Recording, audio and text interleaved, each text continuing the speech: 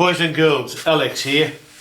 I'm sure many of you are familiar with these wooden hand screw clamps, and personally I think they're one of the most versatile clamps in your workshop. However, most of us, and believe me, I'm guilty, have traded them in for these type of clamps, or the quick release, quick action clamps. Although I'm more a Bessie F-body fanatic, but that's really beside the point. I have got clamps coming out of my ears.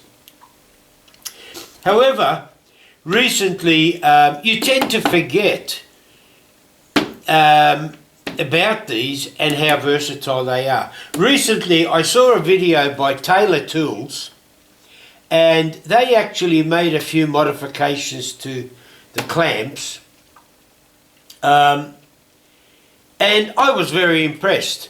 Now they sell kits, they sell these clamp kits, so they even come with the handle, the ferrule, the pins, the rods, the nuts. You just have to supply the timber.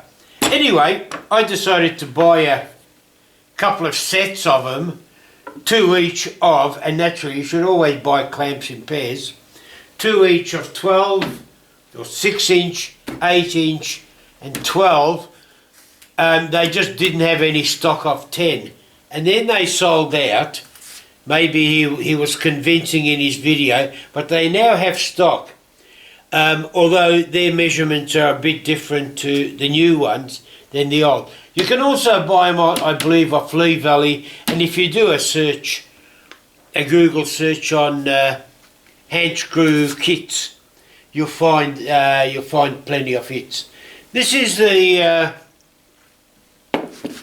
8 inch, or you might call them 8 inch. I actually don't. This is the other one. I call it a 177.8 mil because I'm a metric person, and this is a 203.2 mil because, again, I'm still metric. I've actually, like you'll find in the old clamps, usually the distributor puts their logo on it. So in view with the fact that I've been playing around on Craftesian with my logo, I've engraved my ugly dial on it and backfilled it with Timbermate. I've used black. I don't know whether black's good enough, and white on this one.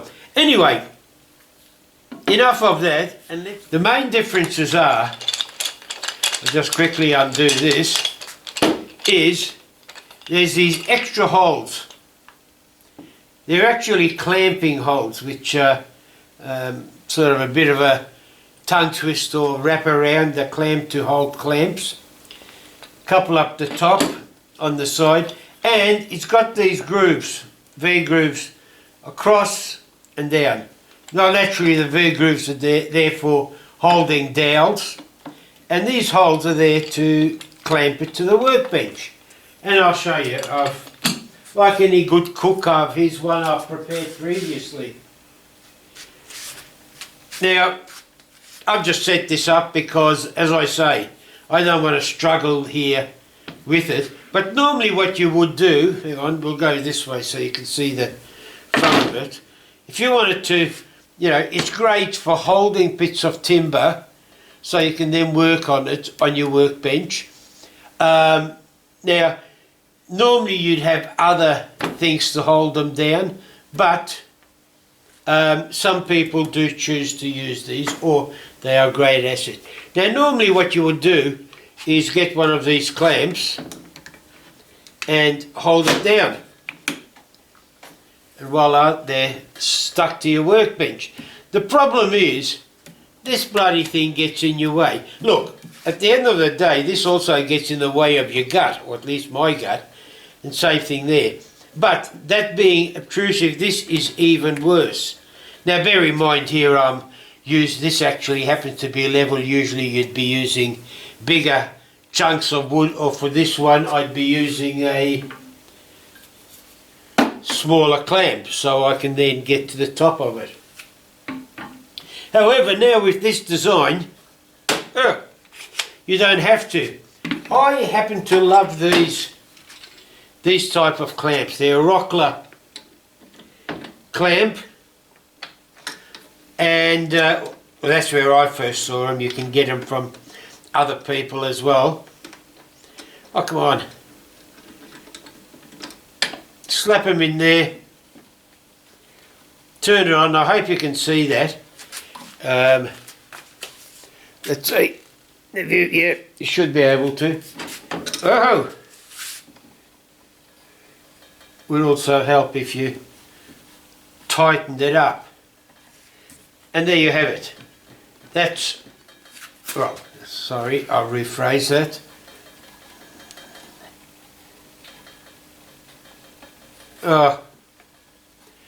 I'm doing bugger all with my demos. Here we go. That's about as solid as you like, or as nearly as, I'll only say nearly as solid because that's got a greater surface area there, so that'll stop this from slipping. However, there's no reason why you can't put, there's two holes there, can't put the two clamps there. Now the other thing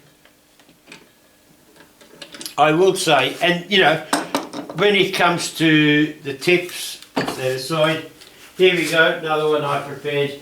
This is where you'll see where it's great for holding on to timber.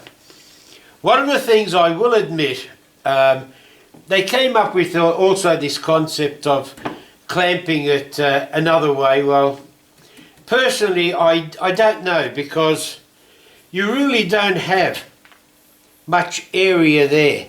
However, you can still clamp it on the edge there. As I said, there's not much beef, and how would you clamp it with this? Well, you're not going to get that in there. I like to use, instead of these clamps for this particular operation, I like to use these clamps, which they're Festool, but it's really doesn't matter what brand you use.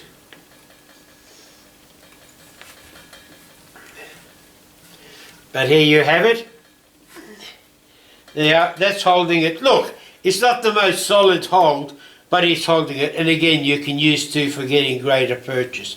Now to accommodate these, what I have done, Taylor Tools actually talk 1/2 inch holes, which is what these require. I've got 1/2 inch on the side because naturally that's how you would be clamping it, with in that orientation with these, which will give you, and sorry, one of the other things I wanted to mention too is, if you have a look, the greater reach of these arms, which means you can get that further under your tabletop.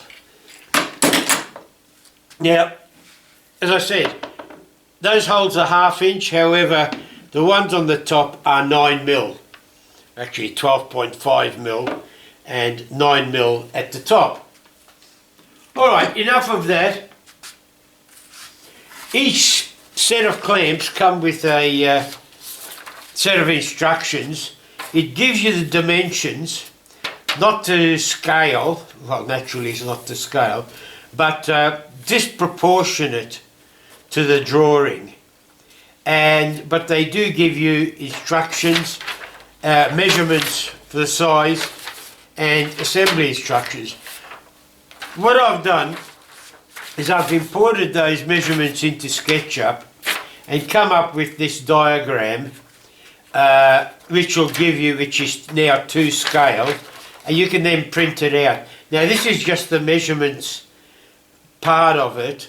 I've also got, which I haven't got handy now, the same similar type of diagram, but with the the drill holes, with the middle for marked for, say, if you've got a Brat Point drill bit, and they are ideal for either printing out and then using that as a drilling template, or maybe cutting it out of well, I laser cut out of MDF and use that for hole punching for the drill holes.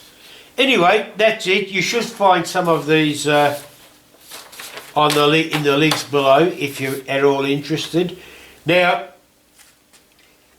the guys from Taylor Tools, they said, oh, they whipped up a couple of these. Oh, by the way, for all it's worth, I just suddenly thought of it. 330.2mm is the 12-incher, but it's not actually quite, you might say, well, geez, your arithmetic's a bit screwed up.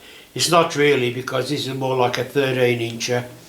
There's about an inch added to the back of each of the clamps to give sufficient meat to be able to drill this hole in the middle between the nut and the end. But Taylor Tools guy turned around and says, oh, I whipped a couple of these up in an hour or a couple of hours in the workshop. Well, I'll tell you what, that guy must be, no, look, no, not so much he must be good, I must be bloody inefficient, because it took me a hell of a lot longer than a couple of hours to whip some of these up. Look, cutting it out was no problem, even drilling the holes are no problem. Laying out, and that was easy for me because I had templates.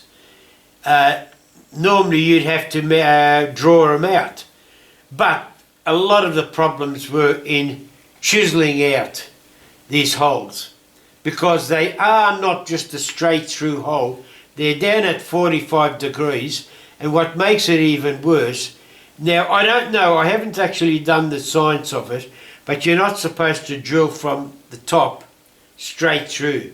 You're supposed to drill down and stop when you hit the hole there, same thing from the other side, which means that you, for each of these nuts, we'll call them, you've got to do 4 directional drills. One there, there, there, and down there. So yeah, it does take a while, and on 15 degree setup, it's not like you just put it under your drill press and go whammo. You've got to then secure it, clamp it. Anyway, I'm bullshitting on again. What I've done is I have made a video, or took a few shots of my progress. I loaded them up into my editing software, which I'm not sort of like a great editor of it, but it took, I think it took about an hour and 40 minutes worth of videos I've taken. Now I'm going to naturally edit that, although I tend not to delete too much, so the chances are, again, I'm going to probably split it up into quite a few parts of a little more palatable length, so you guys don't get bored totally shitless just watching the one video. However, if you have a argument with Swambo, perfect excuse to grab a beer, turn on the video and have a laugh of this idiot making a fool of himself again. So Uru for this intro, and if you happen to come and watch the other debacles, you're more than welcome. Catch you. Bazinga! Look at that! Whoa, whoa!